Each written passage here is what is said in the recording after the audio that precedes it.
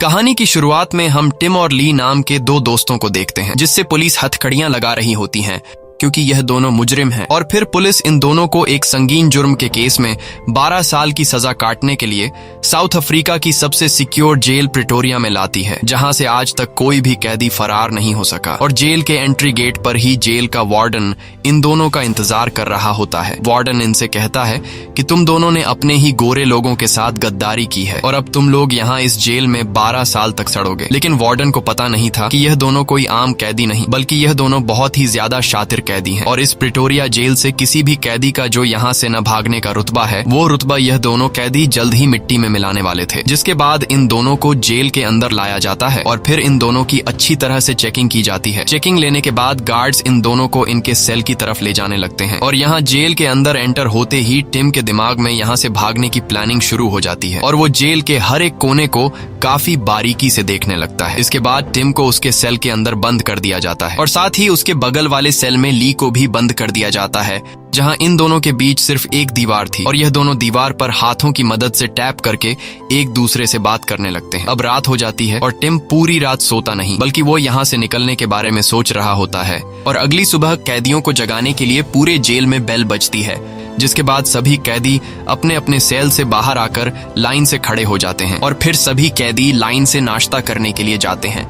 और यहाँ टिम अपना नाश्ता उठाकर जब टेबल पर बैठने के लिए आता है तो वो देखता है कि यहाँ पर दो तरह के कैदी हैं। कुछ कैदियों ने नीले कलर के कपड़े पहने हैं और कुछ कैदियों ने ग्रे कलर के कपड़े पहने हैं। अब एक ही जेल में रहते हुए कैदियों के कपड़ों के कलर अलग क्यों थे, यह सब जानने के लिए हमें टिम और ली के इस जेल में आने की वजह जाननी होगी, जिसके लिए हमें कहानी में थोड़ा पीछे जाना पड़ेगा। और यहाँ हमें पता चलता है कि 1973 में साउथ अफ्रीका के बहुत ही बुरे हालात थे, क्योंकि साउथ अफ्रीका में रंगभेद यानी इंसानों को उसके कलर की वजह से इज्जत मिलती थी। अब जो गोरे लोग थे उन्हें गवर्नमेंट हर तरह की फैसिलिटी दिया करती थी, लेकिन वहीं दूसरी तरफ काले रंग के लोगों को गवर्नमेंट बिल्कुल इंसान नहीं समझती थी और काले रंग के लोगों के साथ गवर्नमेंट जानवरों जैसा सुलूक किया करती थी, जिस वजह से काले लोग गवर्नमेंट के खिलाफ थे और काले लोग गवर्नमेंट के खिलाफ सड़कों पर निकलकर प्रोटेस्ट करते थे। वहीं हम टिम और ली को देखते हैं, जो थे तो गोरे, लेकिन यह दोनों ब्लैक लोगों का साथ देने लगे, क्योंकि यह दोनों समझ गए थे कि गवर्नमेंट ब्लैक लोगों के साथ गलत कर रही है। इसलिए ये दोनों भी ब्लैक लोगों के प्रोटेस्ट में शामिल हो जाते हैं और ये दोनों चुपके से ब्लैक लोगों में पेपर बांटने लगते हैं, जिसमें लोगों को रंगभेद के खिलाफ आवाज उठाने के लिए नोटिस लिखे हुए थे। और यह काम ये दोनों पुलिस से छुपकर किया करते थे। लेकिन एक दिन पुलिस को पता चल जाता है कि यह दोनों गोरे ब्लैक लोगों को उनका हक मांगने के लिए भड़का रहे हैं। इसलिए पुलिस इन दोनों को पकड़ लेती है और फिर इन दोनों को कोर्ट में पेश किया जाता है, जहाँ कोर्ट का जज भी गोरे लोगों के हक में बोलता है और इन दोनों को गोरे लोगों के साथ गद्दारी करने पर 12 साल की सजा सुना देता है। जिसके बाद इन दोनों को सजा काटने के लिए जेल भेज दिया जाता है। और यहाँ हमें पता चलता है कि यह फिल्म एक सच्ची कहानी पर बनाई गई है। अब सीन फिर से प्रेजेंट में आता है, जहाँ अब टिम को समझ नहीं आ रहा होता कि मैं किन लोगों के साथ बैठूं, नीले कपड़ों वालों के साथ या फिर ग्रे कपड़ों वालों के साथ। तभी एक बूढ़ा कैदी आकर टिम से कहता है कि मेरे पीछे आओ, और फिर वह बूढ़ा आदमी टिम को एक खाने के टेबल पर बैठा देता है और टिम को बताता है कि यहाँ पर जो यह नीले कपड़े वाले लोग हैं, ये दरअसल खूंखार अपराधी हैं जो मर्डर, चोरी और रेप के केस में आए हैं। वहीं ग्रे कपड़े जिन लोगों ने पहने हैं वो लोग मेरे और तुम्हारी तरह प्रोटेस्टर हैं जो गवर्नमेंट के खिलाफ है। अब वैसे तो यहाँ पर नीले कपड़े पहने हुए जो कैदी हैं उनका जुर्म हमसे कई गुना ज्यादा है, क्योंकि उन्होंने मर्डर और चोरी चकारी की है और हमने सिर्फ गवर्नमेंट के खिलाफ आवाज उठाई है। लेकिन यहाँ मर्डर करने वाले कैदियों के साथ अच्छा सुलूक किया जाता है और जिन कैदियों ने ब्लैक लोगों के लिए आवाज उठाकर गवर्नमेंट के खिलाफ गए हैं उनके साथ यहाँ पर बहुत ही बुरा सुलूक होता है। इसीलिए यहाँ तुम अपना बहुत ही ख्याल रखना। इसी दौरान टिम का साथी ली नीले कपड़े वाले कैदियों के साथ बैठने वाला था कि तभी ग्रे कपड़े वाले सभी कैदी शोर मचाने लगते हैं, जिससे ली समझ जाता है कि मैं गलत लोगों के साथ बैठ रहा हूँ। इसके बाद वह सीधा आकर टिम के पास बैठ जाता है। इसी दौरान जेल के ब्लैक क्लीनर से कुछ सामान गिर जाता है, जिसकी आवाज सुनकर यहाँ का एक गार्ड जिसका नाम मार्क है वो उस ब्लैक क्लीनर के पास जाता है और उस ब्लैक क्लीनर को एक छोटी सी गलती की वजह से बहुत ही बुरी तरह से पीटने लगता है। और मार्क ऐसा इसलिए करता है क्योंकि क्लीनर एक ब्लैक था। अब यहाँ नीले कपड़ों में बैठे कैदी यह देखकर काफी खुश हो जाते हैं, लेकिन वहीं ग्रे कपड़े वाले कैदियों का गुस्से से खून खौलने लगता है। अब यहाँ टिम को इस बात का अंदाजा हो जाता है कि यह जेल प्रोटेस्टर्स के लिए कितना ज्यादा खतरनाक है। इसके बाद यह तीनों लोग बाहर एक्सरसाइज करने लगते हैं और एक्सरसाइज के दौरान बूढ़ा कैदी टिम और ली को जेल की सीक्रेट जानकारी देने लगता है। वो बूढ़ा आदमी कहता है कि मुझे यहाँ इस जेल में 20 साल से भी ज्यादा हो चुके हैं, लेकिन आज तक इन 20 सालों में कोई भी कैदी यहाँ से फरार नहीं हो सका, और जब भी कोई कैदी यहाँ से भागने की कोशिश करता है तो उसे गार्ड्स बड़ी आसानी से पकड़ लेते हैं, क्योंकि यहाँ बहुत ही ज्यादा सख्त सिक्योरिटी है। हर वक्त गार्ड्स हम पर नजर रखते हैं और इस जेल के चारों तरफ की दीवारें 20 फीट ऊंची हैं,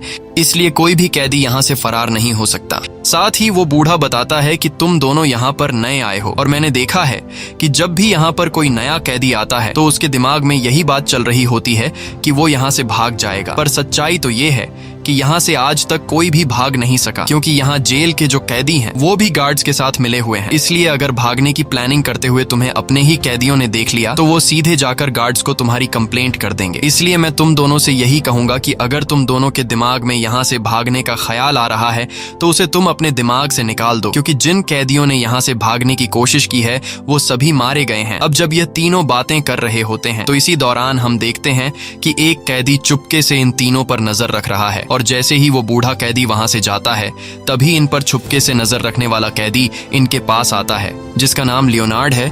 और लियोनार्ड इन दोनों से कहता है कि यह बूढ़ा आदमी हर एक नए आने वाले कैदी को इसी तरह से डराता है, तुम दोनों उस बूढ़े आदमी की बातों में मत आओ। हाँ, ये बात सच है कि यह जेल काफी ज्यादा बड़ा होने की वजह से कोई कैदी सुरंग बनाकर यहाँ से नहीं भाग सकता, लेकिन अगर तुम दोनों के पास सुरंग बनाने के अलावा यहाँ से भागने का कोई दूसरा परफेक्ट प्लान है तो तुम दोनों यहाँ से भाग सकते हो। इसके बाद लियोनार्ड टिम और ली से कहता है कि अगर तुम दोनों को यहाँ से भागने का कोई रास्ता मिल जाए तो मुझे भी बता देना, मैं भी तुम्हारी टीम में शामिल हो जाऊंगा। यह कहकर लियोनार्ड वहां से चला जाता है। वहीं कुछ दूरी पर हम देखते हैं कि जेल का वार्डन चुपके से इन तीनों को देख रहा था, लेकिन वार्डन इनसे कुछ दूरी पर होने की वजह से इनकी बातें सुन नहीं पाया। अब यहाँ इन लोगों को जेल में रहते हुए 23 दिन हो जाते हैं और टिम को कुछ समझ नहीं आ रहा होता कि यहाँ से कैसे भागा जाए, क्योंकि दीवार ऊंचा होने की वजह से न तो ये लोग दीवार से कूदकर भाग सकते थे और न ही जेल बड़ा होने की वजह से ये लोग सुरंग बनाकर भाग सकते थे। अब टिम सोच में पड़ जाता है और जेल से निकलने का रास्ता ढूंढने लगता है। तभी टिम की नजर दरवाजे के लॉक पर पड़ती है और वह दरवाजे के लॉक के पास जाकर काफी बारीकी से उसे देखने लगता है, लेकिन दरवाजे के लॉक को खोलने का कोई तरीका न पाकर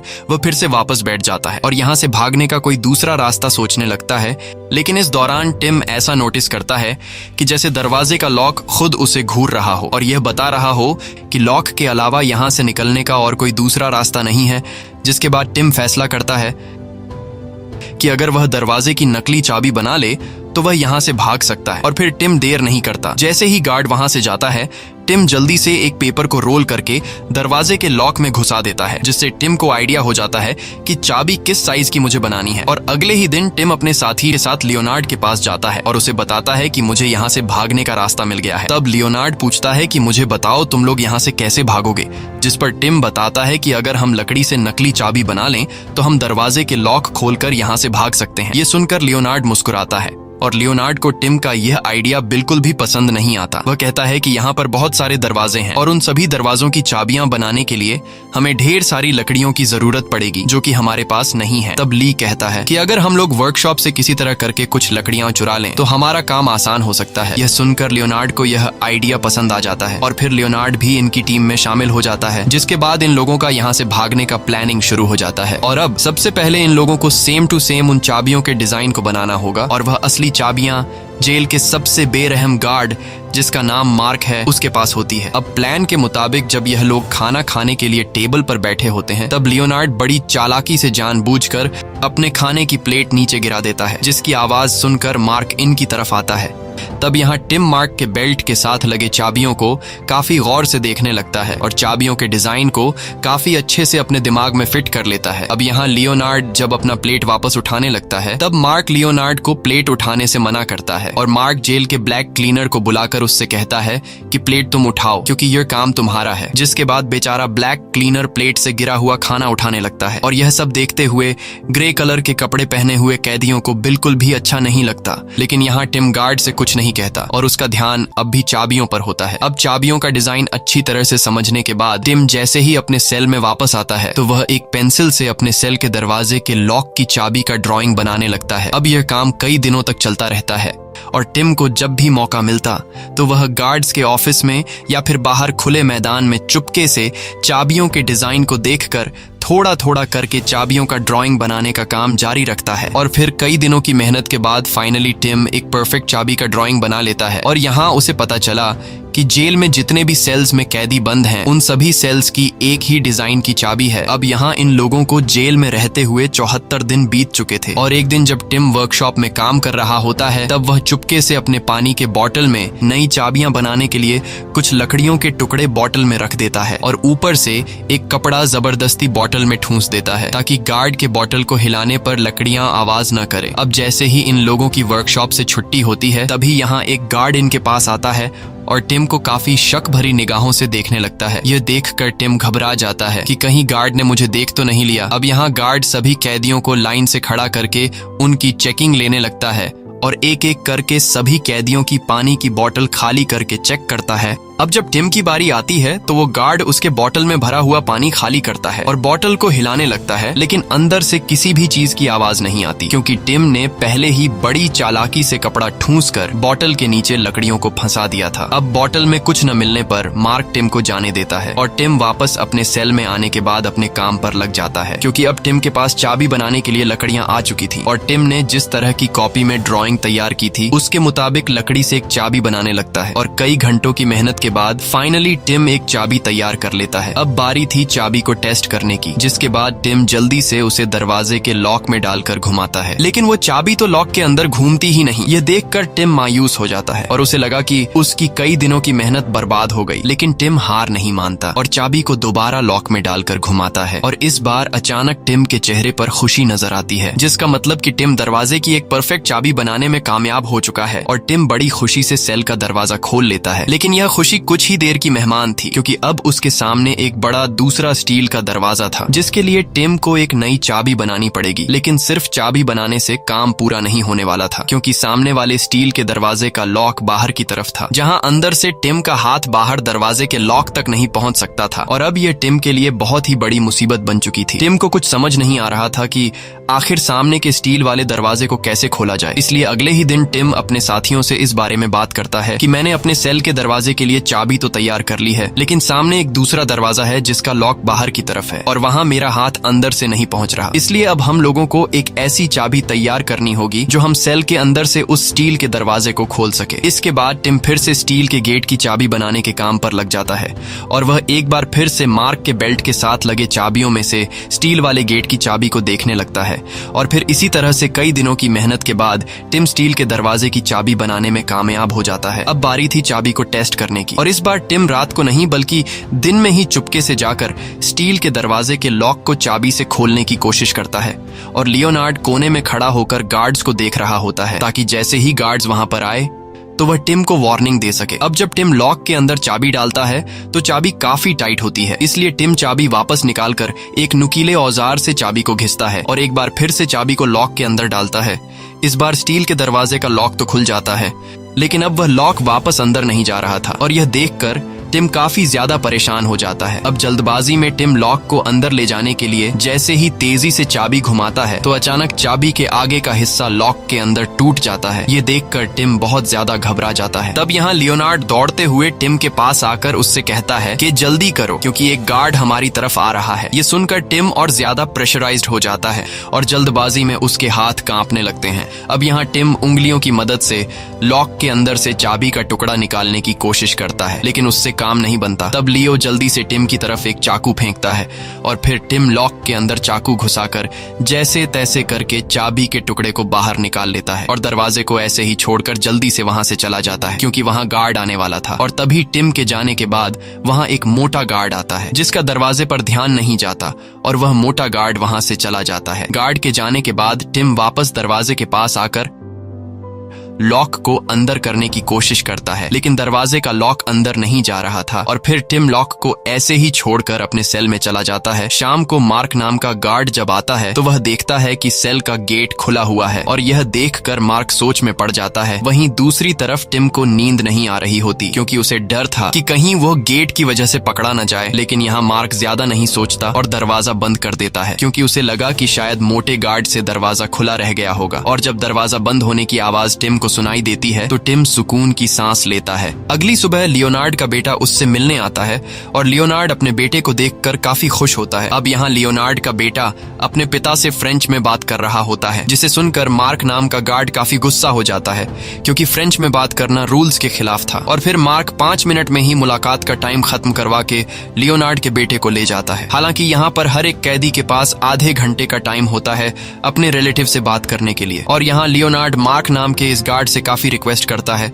लेकिन वो गार्ड लियोनार्ड की बात नहीं सुनता और उसके बेटे को ले जाता है। और यहाँ मार्क लियोनार्ड की बेबसी को देखते हुए उसे एक किस्म की क्रूर खुशी मिल रही थी। और अब लियोनार्ड मार्क के इस हरकत से पूरी तरह से गुस्से से पागल हो जाता है और वो किसी भी कीमत पर यहाँ से निकलना चाहता है। अब यहाँ इन लोगों को जेल में रहते हुए 142 दिन बीत जाते हैं और ये तीनों मिलकर स्टील गेट को खोलने का प्लान बनाने लगते हैं। लेकिन किसी को भी समझ नहीं आ रहा होता कि सेल के अंदर से स्टील गेट को कैसे खोला जाए, क्योंकि अंदर से बाहर दरवाजे के लॉक तक किसी का भी हाथ नहीं पहुंच सकता था। और ये तीनों सेल में बैठकर स्टील डोर को खोलने की प्लानिंग बना ही रहे होते हैं कि तभी वहां पर गार्ड आने लगता है। लकीली उसी वक्त लियोनार्ड गार्ड को देख लेता है और गार्ड को देखते ही यह तीनों काम करने का नाटक करने लगते हैं। अब जब मार्क दरवाजे पर खड़ा होकर इनसे पूछने लगा कि यहाँ पर क्या चल रहा है, तब उन्होंने कहा कि कुछ भी नहीं, बस हम लोग सेल की सफाई कर रहे हैं। ये सुनकर मार्क को कुछ गड़बड़ नजर नहीं आता और वो वहां से चला जाता है। और इसी दौरान ली लियोनार्ड के हाथ में झाड़ू के स्टिक को देखते हुए उसके दिमाग में एक आइडिया आता है और ली कहता है कि हम लोग इस झाड़ू के स्टिक का इस्तेमाल करते हुए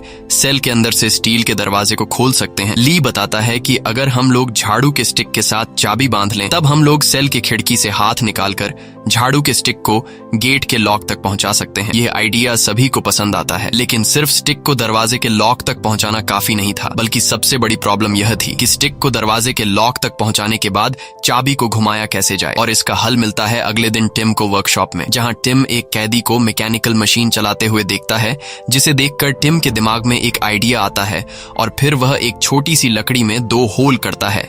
इसके बाद टिम झाड़ू की स्टिक में एक होल करता है और फिर वह लकड़ी के उस छोटे से टुकड़े को झाड़ू की स्टिक के साथ स्क्रू से अटैच कर लेता है। और अब टिम ने एक परफेक्ट टूल तैयार कर लिया था, जिसके बाद काम को अंजाम देने के लिए टिम खिड़की से स्टिक बाहर निकालकर दरवाजे के लॉक तक पहुंचाने की कोशिश करता है। अब निशाना बिल्कुल सही जाए, इसके लिए टिम ने स्टिक के साथ एक शीशा अटैच किया, जिससे टिम को पता चल रहा था कि चाबी दरवाजे के लॉक में सीधा जा रही है या फिर नहीं। और काफी कोशिश के बाद टिम आखिरकार चाबी को लॉक के अंदर डाल देता है, जिसके बाद टिम चाबी को घुमाता है। लेकिन इसी दौरान स्टिक से चाबी निकलकर नीचे गिर जाती है और यह देखकर टिम काफी ज्यादा घबरा जाता है, क्योंकि अगर कल सुबह गार्ड को यह चाबी नजर आ गई तो टिम की मौत पक्की थी। लेकिन टिम कोई कच्चा खिलाड़ी नहीं था और उसने पहले से इसके लिए तैयारी की थी। अब यहाँ टिम अपने मुंह से च्यूइंग गम निकालकर झाड़ू की स्टिक पर लगाता है और फिर स्टिक पर लगे च्यूइंग गम की मदद से चाबी को उठा लेता है। इसके बाद टिम फिर से दरवाजे के लॉक को खोलने की ट्राई करता है और इस बार टिम दरवाजे का लॉक खोलने में कामयाब हो जाता है, जिससे टिम काफी खुश हो जाता है। अगले दिन टिम दरवाजा खोलने की खबर लियोनार्ड और ली को देता है, जिसे सुनकर लियोनार्ड और ली काफी खुश हो जाते हैं। अब चाबियों को अपने पास रखना सबसे बड़ी बेवकूफी थी, क्योंकि इस तरह से ये लोग पकड़े जा सकते थे। इसलिए ये लोग गार्डनिंग के बहाने एक गड्ढा खोदकर उसमें चाबियां छुपा लेते हैं। लेकिन कुछ दूरी पर मार्क इन पर नजर रख रहा था और मार्क सीधा लियो के पास आकर उसका बैग चेक करता है, जिसमें पौधे उगाने का खाद पड़ा हुआ था। इसके बाद मार्क टिम के पास आता है और टिम से कहता है कि तुम यहाँ पर क्या कर रहे हो, जिस पर टिम बड़े ही कॉन्फिडेंस के साथ मार्क को जवाब देता है कि मैं यहाँ पर पौधे उगाने के लिए बीज डाल रहा था। ये सुनकर मार्क वहां से चला जाता है। लेकिन तभी हम देखते हैं कि जेल का बूढ़ा कैदी काफी देर से ली और टिम पर नजर रखे हुए था और उसे इन दोनों की प्लानिंग के बारे में पता चल गया था। अब यहाँ वो बूढ़ा कैदी टिम से कहता है कि भागने का ख्याल अपने दिमाग से निकाल दो, क्योंकि अगर तुम यहाँ से निकलते हुए पकड़े गए तो तुम्हें और 25 साल की सजा हो सकती है। वो बूढ़ा कैदी ऐसा इसलिए कहता है क्योंकि उसे लग रहा था कि टिम यहाँ से निकलने में कामयाब नहीं हो सकता। अब यहाँ टिम भी समझ जाता है कि अगर मुझे इस जेल से निकलना है तो मुझे मुझे अपनी टीम में और भी लोग शामिल करने होंगे। और फिर टिम अगले ही दिन अपने टीम में कुछ और लोग भी शामिल कर लेता है और ये सभी लोग जेल से निकलने के लिए टिम के पास जरूरत का सामान पहुंचाने लगते हैं। लेकिन टिम को जिस चीज की सबसे खास जरूरत थी वो यहाँ जेल में नहीं थी, बल्कि वो जेल के बाहर थी। और वो चीज थी इस जेल का नक्शा, क्योंकि टिम इस बात को समझ चुका था कि जब तक हम लोगों ने इस जेल के स्ट्रक्चर को नहीं समझा होगा तब तक हम लोग यहाँ से बाहर नहीं निकल सकते। और फिर अगले ही दिन टीम जेल के ब्लैक क्लीनर से इशारों में बाहर से अखबार लाने को कहता है। तब क्लीनर मान तो जाता है, लेकिन बदले में क्लीनर सिगरेट और साबुन टीम से मांगता है, जिसके लिए टिम हाँ कर देता है। अब यहाँ इन लोगों को जेल में रहते हुए 206 दिन गुजर चुके थे। और अगले दिन ब्लैक क्लीनर जब जेल में आता है तो टिम उसे इशारों में अखबार के बारे में पूछता है। तब वो क्लीनर सिर हिलाकर हाँ में जवाब देता है और यह देखकर टिम समझ जाता है कि अखबार कहाँ पर है। लेकिन इस दौरान इन दोनों को पता नहीं होता कि जेल के बेरहम गार्ड मार्क ने इन दोनों पर नजर रखी हुई है और मार्क ने इन दोनों को इशारे करते हुए देख लिया है। अब कुछ देर बाद टिम कचरा फेंकने के बहाने बाहर जाता है और जैसा कि उसने क्लीनर से अखबार लाने के बदले वादा किया था कि अखबार लाने के बाद मैं तुम्हें सिगरेट और साबुन दे दूंगा, अब वादे के मुताबिक टिम चुपके से कचरे के बॉक्स के नीचे सिगरेट और साबुन च्यूइंग गम के जरिए चिपका देता है, जिसके बाद वह कचरे के डिब्बे से अखबार उठा लेता है जिसमें इस जेल का नक्शा था। अब इस तरह से कुछ और दिन गुजर जाते हैं और एक दिन टिम जब अपने सेल में होता है तो मार्क उसके लिए नए चश्मे लेकर आता है जो कि टिम ने ऑर्डर किए थे। लेकिन यहाँ मार्क टिम को एक बुरी खबर देता है कि हम लोगों ने उस ब्लैक क्लीनर को फांसी दे दी है, क्योंकि वह जेल में मौजूद कैदियों के लिए चुपके से सामान लाया करता था और जब वह फांसी पर लटका हुआ था तो उसे तड़पता हुआ देखकर मुझे काफी मजा आया। यह सुनकर टिम काफी ज्यादा उदास हो जाता है और मन ही मन उसका मार्क के लिए खून खौल उठता है। लेकिन टिम जानता था कि अब हम लोग यहाँ से भागने के काफी करीब हैं, इसलिए अब वो फिजूल में मार्क के साथ लड़कर अपनी प्लानिंग खराब नहीं करना चाहता था। तो ये दोनों अपने काम पर लग जाते हैं और ये दोनों अपने सेल से बाहर निकलकर धीरे धीरे आगे बढ़ते हुए सीढ़ियों से नीचे आते हैं और एक ग्रिल के दरवाजे के पास आकर दरवाजा खोलने की कोशिश करते हैं। इस दौरान टिम को काफी पसीना आ रहा था और उसके पसीने की कुछ बूंदें नीचे जमीन पर गिर जाती हैं। अब जब यह लोग दरवाजा खोल रहे होते हैं तभी इन्हें किसी के आने की आवाज सुनाई देती है, जिसे सुनकर टिम जल्दी से दरवाजे से चाबी निकाल लेता है और जल्दी से पीछे हटते हुए सामने लगी एक अलमारी में छुप जाते हैं। लेकिन अलमारी का दरवाजा पकड़ने के लिए एक छोटा सा स्क्रू था जिसे लियोनार्ड अपनी उंगलियों की मदद से पकड़े हुए था। तभी हम देखते हैं कि वहां पर एक मोटा गार्ड आता है और वो गार्ड ग्रिल के दरवाजे को खोल देता है। इस दौरान लियोनार्ड ने जिस स्क्रू से अलमारी के दरवाजे को पकड़े रखा था, अचानक लियोनार्ड की उंगलियों से स्क्रू छूट जाता है। लेकिन अच्छी बात यह थी कि दरवाजा पूरा नहीं खुलता, बस थोड़ा सा ही खुलता है और यह दोनों अपनी आंखों के सामने दरवाजे के छोटे रास्ते से उस मोटे गार्ड को गुजरता हुआ देखते हैं। लकीली उस गार्ड का ध्यान दरवाजे की तरफ नहीं जाता और वो सीढ़ियों पर चढ़ते हुए ऊपर वाले फ्लोर पर चला जाता है जहां इन तीनों का सेल है। अब गार्ड के जाने के बाद यह लोग फिर से बाहर निकलते हैं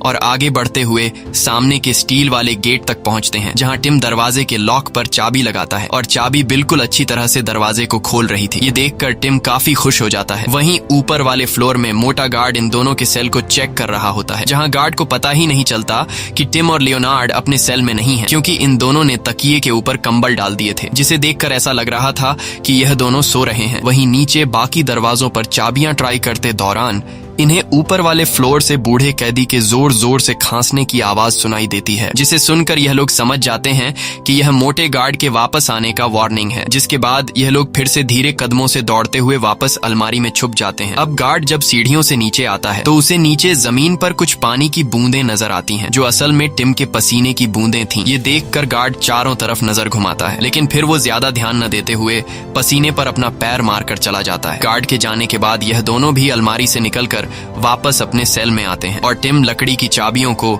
एक मग में रख देता है। लेकिन टिम को पता नहीं था कि मग में चाबियां रखना उसके लिए एक बड़ी मुसीबत बन सकती है। और जैसे ही सुबह होती है तब अचानक जेल का वार्डन बिना किसी को बताए सभी सेल्स की चेकिंग करने आता है। अब यहाँ टिम रात भर काम करने की वजह से सुबह होने के बाद भी सो रहा होता है। तब वार्डन उसे जगाता है और टिम से पूछता है कि तुम्हारा इतनी देर तक सोने का मतलब ये है कि तुम रात भर नहीं सोए, बताओ रात भर तुम क्या कर रहे थे। लेकिन टिम उसे कोई भी जवाब नहीं देता। यह देखकर वार्डन गुस्सा हो जाता है और वार्डन टिम को बाहर भेज देता है। बाहर आकर टिम देखता है कि सभी कैदियों के सेल की चेकिंग लिए जा रही है। अब वार्डन जब टिम के सेल की चेकिंग ले रहा होता है तब वो टिम को अंदर बुलाता है और टिम के सामने सामान को यहाँ वहाँ बिखेरने लगता है। इस दौरान मग में रखी गई लकड़ी के चाबी के टुकड़े जमीन पर गिर जाते हैं। अब जब टिम की चाबी के टुकड़ों पर नजर पड़ती है तो वो बहुत ज्यादा घबरा जाता है, और वार्डन को भी लकड़ी का टुकड़ा नजर आ जाता है, जिसके बाद वार्डन चाबी के टुकड़े को उठाकर टिम से पूछता है कि यह क्या है। अच्छी बात यह होती है कि वो पूरी चाबी नहीं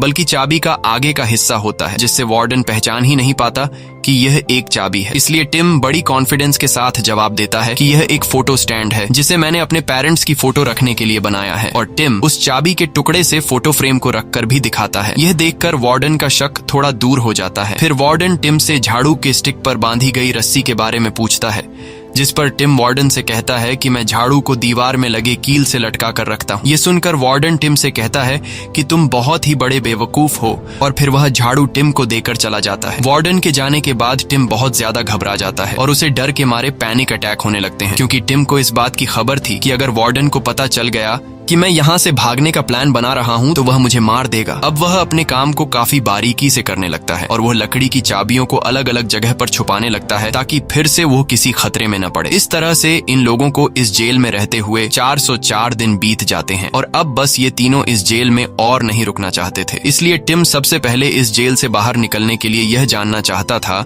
कि इस जेल में टोटल कितने दरवाजे हैं, और ये सब जानने के लिए टिम दांत में दर्द होने का गार्ड से बहाना बना देता है।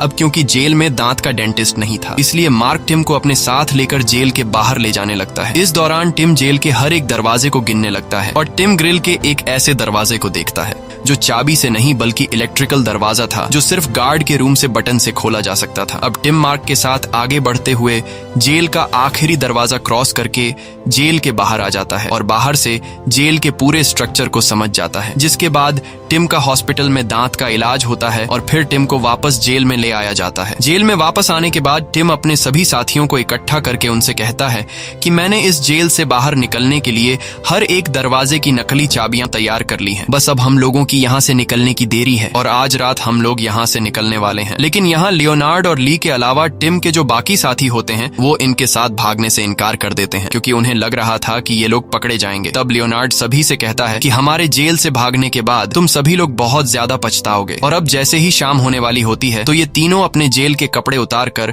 नॉर्मल कपड़े पहनने लगते हैं। वहीं दूसरी तरफ हम देखते हैं कि जेल के मोटे गार्ड का पेट खराब होने की वजह से वो टॉयलेट की तरफ जाता है, लेकिन जैसे ही वो टॉयलेट का दरवाजा खोलता है तो वह देखता है कि टॉयलेट जाम है। इसलिए अब वह गार्ड टॉयलेट को खोलने के लिए सीढ़ियों से नीचे उतरकर सामने की अलमारी को खोलता है और टॉयलेट खोलने के लिए कोई टूल ढूंढने लगता है। अब कई सारा सामान बाहर निकालने के बाद गार्ड को टॉयलेट खोलने का औजार मिल जाता है और जैसे ही गार्ड अब अलमारी का दरवाजा बंद करने वाला होता है तभी उसे दरवाजे के स्क्रू में लटका हुआ एक तार दिखाई देता है। ये वही तार होता है जिसे यह तीनों अलमारी के अंदर जाने के बाद लियोनार्ड दरवाजे को पकड़ कर रखता था, और तभी वह तार नीचे गिर जाता है, जिसके बाद मोटा गार्ड तार को उठाकर ले जाता है। वहीं दूसरी तरफ यह तीनों आगे बढ़ते हुए ग्रिल के दरवाजे के पास पहुंच जाते हैं और दरवाजा खोलकर सीढ़ियों से नीचे आ जाते हैं। अब जैसे ही यह लोग और आगे बढ़ने वाले होते हैं तभी इन्हें पता चलता है कि गार्ड इनकी तरफ आ रहा है, जिसके बाद यह लोग जल्दी से अलमारी में छिप जाते हैं। लेकिन इन्हें इस बात की खबर नहीं थी कि गार्ड अभी कुछ देर पहले टॉयलेट साफ करने के लिए इसी अलमारी से औजार लेकर गया है और अब गार्ड वापस अलमारी में औजार रखने के लिए आ रहा है। अब अलमारी के अंदर आने के बाद यह लोग देखते हैं कि जिस तार से यह लोग अलमारी के दरवाजे को पकड़ कर रखते थे वह तार भी कहीं गायब है, जो कि असल में मोटा गार्ड उस तार को अपने साथ ले गया होता है। अब इनके पास टाइम काफी कम था क्योंकि वह गार्ड इन्हीं की तरफ आने वाला था, इसीलिए टिम अलमारी के दरवाजे के छोटे से स्क्रू को